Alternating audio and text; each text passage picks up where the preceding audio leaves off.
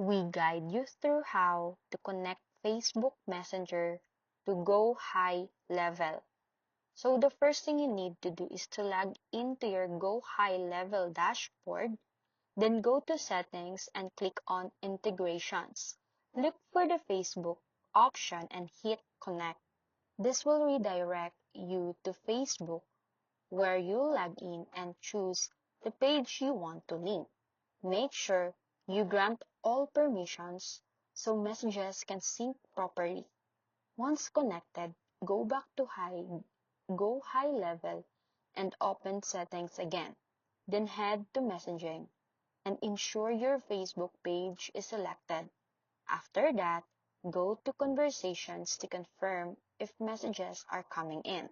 If you want automation, navigate to automation and create a workflow triggered by incoming Facebook messages so you can auto-reply or assign leads instantly. Also, double-check your page settings on Facebook to ensure messaging is enabled and not restricted. And that's it. Your Facebook Messenger is now connected to Gohighlevel and ready to help you manage leads, respond faster, and automate your communication all in one platform.